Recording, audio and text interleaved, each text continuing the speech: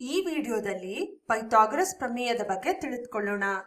ಈ ಪ್ರಮೇಯವನ್ನ ಕಲಿಯೋದು ಮಜಾ, ಆದ್ರೆ ನೀವು ಗಣಿತವನ್ನ ಹೆಚ್ಚು ಹೆಚ್ಚು ಕಲಿತಾ ಹೋದಂತೆ ಇದು ಸಂಪೂರ್ಣ ಗಣಿತದ ಅತ್ಯಂತ ಮೂಲಭೂತ ಪ್ರಮೇಯಗಳಲ್ಲಿ ಒಂದಾಗಿದೆ ಎಂಬುದು ತಿಳಿಯುತ್ತೆ.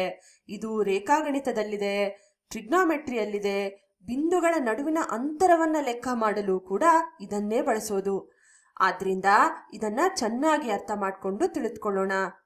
ಒಂದು ತ್ರಿಭುಜವನ್ನ ಪರಿಗಣಿಸಿ. ಆ ತ್ರಿಭುಜದಲ್ಲಿ ಒಂದು ಕೋನ ಲಂಬ ಕೋನವಾಗಿರ್ಲಿ. ಇಂತಹ ತ್ರಿಭುಜವನ್ನ ನಾವು ಲಂಬಕೋನ ತ್ರಿಭುಜಗಳು ಅಂತ ಕರಿತೇವೆ. ಪೈಥಾಗರಸ್ ಪ್ರಮೇಯ ಈ ಲಂಬಕೋನ ತ್ರಿಭುಜಗಳ ಮೇಲೆ ಆಧಾರಿತವಾಗಿದೆ. ಪೈಥಾಗರಸ್ ಪ್ರಮೇಯದ ಬಳಕೆಯಿಂದ ಒಂದು ಲಂಬಕೋನ ತ್ರಿಭುಜದ 2 ಬಾಹುಗಳು ತಿಳಿದಿದ್ರೆ ಮೂರನೇ ಬಾಹುವಿನ ಅಳತೆಯನ್ನ ನಾವು ಕಂಡುಹಿಡಿಬಹುದು.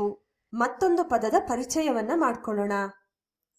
ಒಂದು ಲಂಬಕೋನ ತ್ರಿಭುಜದ ಅತಿ ದೊಡ್ಡ ಬಾಹು ಒಂದು 90 ಡಿಗ್ರಿಗಳಿಗೆ ಅಭಿಮುಖವಾಗಿರುವಂತಹ ಬಾಹು. ಈ ಬಾಹುವನ್ನ ವಿಕರ್ಣ ಅಂತ ಕರಿತೇವೆ. ಅಂದ್ರೆ ವಿಕರ್ಣ ಬಂದು ಲಂಬಕೋನ ತ್ರಿಭುಜದ ಅತಿ ದೊಡ್ಡ ಬಾಹು.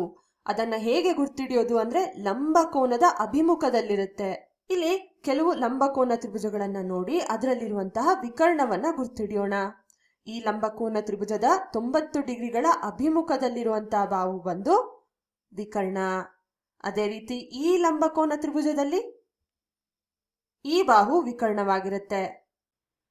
ನಾವು ಮೊದಲು ಪರಿಗಣಿಸಿದ ಲಂಬಕೋನ ತ್ರಿಭುಜದ ವಿಕರ್ಣವನ್ನ ಸಿ ಅಂತ ಕರೆಯೋಣ. ಇನ್ನು ಉಳಿದ 2 ಚಿಕ್ಕ ಬಾಹುಗಳನ್ನ ಎ ಮತ್ತು ಬಿ ಅಂತ ಕರೆಯೋಣ. ಪೈಥಾಗರಸ್ ಪ್ರಮೇಯದ ಹೇಳಿಕೆಯ ಪ್ರಕಾರ ವಿಕರ್ಣದ ವರ್ಗ ಒಂದು 2 ಚಿಕ್ಕ ಬಾಹುಗಳ ವರ್ಗದ ಮೊತ್ತಕ್ಕೆ ಸಮನಾಗಿರುತ್ತೆ. ಅಂದ್ರೆ A square plus B square ಬಂದು ಸಿ ಸ್ಕ್ವೇರ್ಗೆ ಸಮನಾಗಿರುತ್ತೆ. ಇದನ್ನ ಒಂದು ಪ್ರಶ್ನೆ ಬಿಡಿಸೋ ಮುಖಾಂತರ ಅರ್ಥ ಮಾಡ್ಕೊಳ್ಳೋಣ. ಈ ಲಂಬಕೋನ ತ್ರಿಭುಜದ 2 ಬಾಹುಗಳ ಅಳತೆಯನ್ನ ಕೊಟ್ಟಿದ್ದಾರೆ. ನಾವು ಮೂರನೇ ಬಾಹುವಿನ ಅಳತೆಯನ್ನ ಕಂಡುಹಿಡಿಬೇಕಾಗಿದೆ.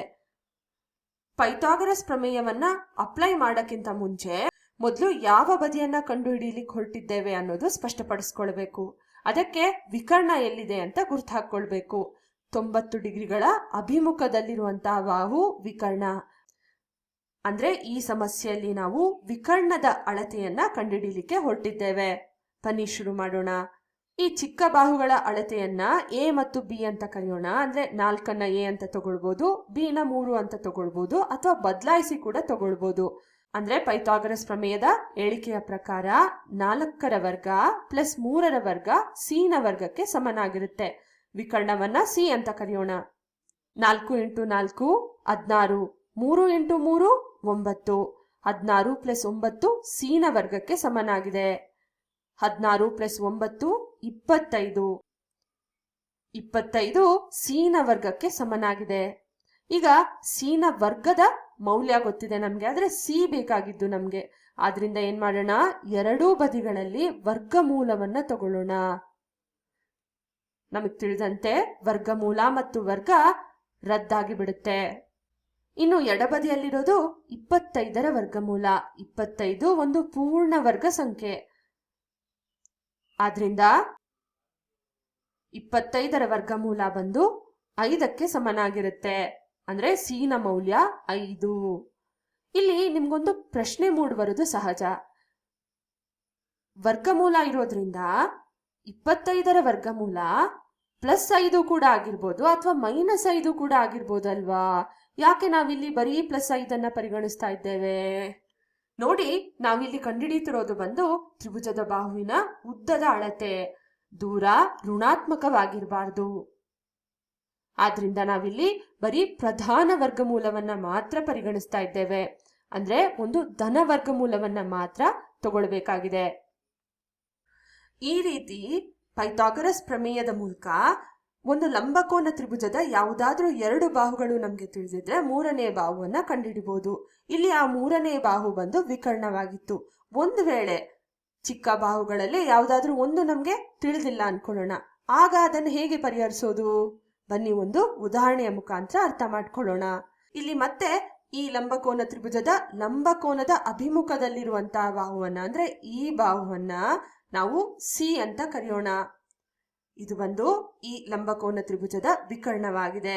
ಎ ನ 6 ಅಂತ ತಗೊಳ್ಳೋಣ, ಬಿ ನ ಕಂಡುಹಿಡಿಯೋಣ. ಈ ಎ ಮತ್ತು ಬಿಗಳನ್ನ ಬದಲಾಯಿಸಿ ಕೂಡ ಬರ್ಕೊಳ್ಬಹುದು. ಅಂದ್ರೆ 6ರ ವರ್ಗ ಪ್ಲಸ್ ಬಿನ ವರ್ಗ 12ರ ವರ್ಗಕ್ಕೆ ಸಮನಾಗಿದೆ. 6 ಇಂಟು 6 36, 12 ಇಂಟು 12 144. ಇಲ್ಲಿ ನಾವು ಬಿ ಅನ್ನ ಕಂಡುಹಿಡಿಬೇಕು. ಅಂದ್ರೆ ಎಡಬದಿಯಲ್ಲಿರುವಂತಹ ಪ್ಲಸ್ 36ನ ಅವಶ್ಯಕತೆ ಅಲ್ಲಿಲ್ಲ. ಆದ್ರಿಂದ ನಾವೇನ್ ಮಾಡೋಣ, ಈ 36ನ್ನ 0 ಮಾಡಬೇಕು. ಅದು ಹೇಗೆ ಸಾಧ್ಯವಾಗುತ್ತೆ? ಎರಡೂ ಬದಿಗಳಲ್ಲಿ 36ರಿಂದ ಕಳಿಬೇಕು. ಇದು ಒಂದು ಸಮೀಕರಣ ಆಗಿರೋದ್ರಿಂದ ಎಡಬದಿಗೆ ಏನ್ ಮಾಡ್ತೀವೋ ಅದನ್ನೇ ಬಲಬದಿಗೂ ಕೂಡ ಮಾಡಬೇಕು. ಅದರಿಂದ ಏನಾಗುತ್ತೆ, ಎಡಬದಿಯಲ್ಲಿ 36 ಮೈನಸ್ 36 ರದ್ದಾಗುತ್ತೆ. ಇನ್ನು ಉಳಿದಿರೋದು ಬಂದು ಬಿನ ವರ್ಗ.